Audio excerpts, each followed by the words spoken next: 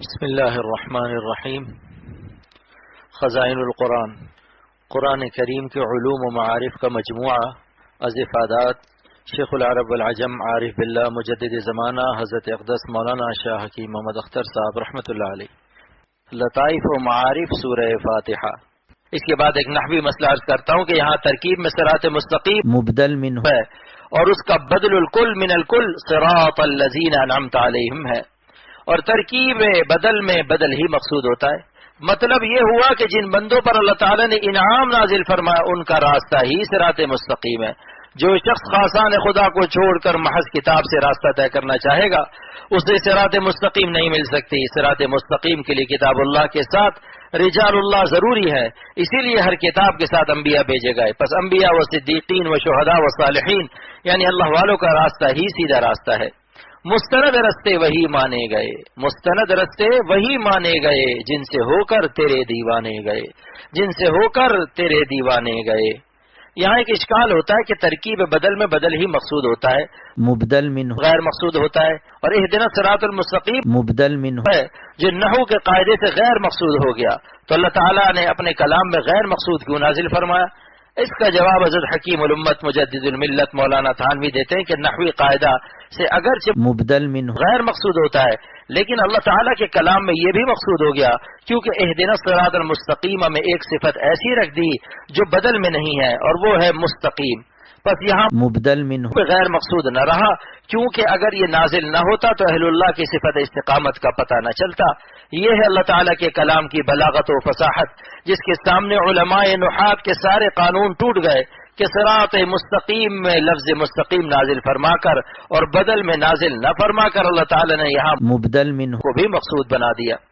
پس ان آیات میں اللہ تعالیٰ نے صراط مستقیم کو متعین فرما دیا کہ انبیاء و صدیقین و شہداء و صالحین کا راستہ ہی صراط مستقیم ہے۔ تمام انسانوں میں سب سے بڑا رتبہ انبیاء کا ہے، اور انبیاء وہ کہلاتے ہیں جن پر اللہ تعالیٰ کی طرف سے فرشتہ وحی لاتا ہے۔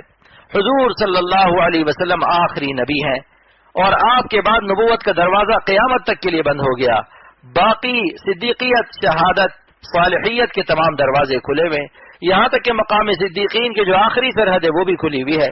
امت میں سب سے بڑا درجہ صدیق کا ہوتا ہے کیونکہ جو کچھ وحی میں نازل ہوا صدیق کا دل خود بخود اس کی تصدیق کرتا ہے۔ صدیق آئین نبوت ہوتا ہے، اور شہید وہ ہے جو اللہ و رسول کی محبت میں اپنی جان تک قربان کر دیتے ہیں، اور صالحین وہ ہیں جو متبع سنت و شریعت ہوتے ہیں۔ انہی چار طبقوں کو عرف میں اللہ والا کہا جاتا ہے۔ انہی کے راستے کو اللہ تعالیٰ نے صراط مستقیم فرمایا، انہی کے راستے کو اللہ تعالیٰ نے صراط مستقیم فرمایا، لیکن اگلی آیت میں دلالتاً یہ بھی بتا دیا کہ اہل اللہ کے راستے کے علاوہ دوسرے تمام راستے صراط مستقیم نہیں ہے۔ غیر المغضوب علیہم ولا الضالین، یعنی ان لوگوں کا راستہ نہ دکھائیے جن پر آپ کا غضب نازل ہوا، اور نہ ان کا جو گمراہ ہو گئے۔ مفسرین لکھتے ہیں کہ مغضوبین سے مراد یہودی ہیں اور ضالین سے مراد نصارہ ہیں، کیونکہ یہود نفسانی اغراض اور دنیا کے حقیر و ذلیل مفادات کی خاطر احکام دین کو ٹھکرا دیتے اور انبیاء کی اہانت بلکہ قتل تک کر دیتے تھے، اس لیے وہ مورد غضب ہوئے، اور نصارہ جہالت اور نادانی کے سبب غلو میں مبتلا ہو گئے، یہاں تک کہ نبی کو خدا بنا لیا اور گمراہ ہو گئے۔ بس مطلب یہ ہے کہ اللہ ہم آپ کے غیروں کا راستہ نہیں چاہتے، آپ کے پیاروں کا راستہ چاہتے ہیں۔ غیر غیر ہے، غیر غیر ہے، غیر کچھ بھی نہیں، غیر غیر ہے، غیر کچھ بھی نہیں، آپ ہیں آپ سب کچھ ہے، آپ ہیں آپ سب کچھ ہے۔ لہذا غیروں کے ساتھ نہ رہو، اپنوں کے ساتھ رہو۔ غیروں کی شکل و صورت نہ بناؤ، نہ ان کی سیرت اپناؤ، اپنا مرکز لندن نہ بنائیے، ہمارا مرکز مدینہ پاک ہے۔ یہ نہیں کہ لندن میں دیکھا کہ کھڑے ہو کر کھانا کھا رہے ہیں تو آپ بھی کھڑے ہو کر کھانے لگے۔ ارے یہ دیکھو کہ سرور عالم صلی اللہ علیہ وسلم نے کیسے کھایا، صحابہ کرام نے کیسے کھایا۔ شیخ الحدیث جامع اشرفیہ مولانا ادریس صاحب کاندھلوی رحمۃ اللہ علیہ نے دیکھا کہ ایک دعوت میں لوگ کھڑے ہو کر کھا رہے ہیں تو فرمائے کہ آج ہمیں اس آیت کے معنی سمجھ میں آ گئے جو اللہ تعالیٰ نے کافروں کے لیے نازل فرمائی تھی، اولئک کالانعام بل ہم اضل، یہ تو جانوروں کی طرح بلکہ جانوروں سے بدتر ہیں، جانور بھی کھڑے ہو کر کھاتا ہے۔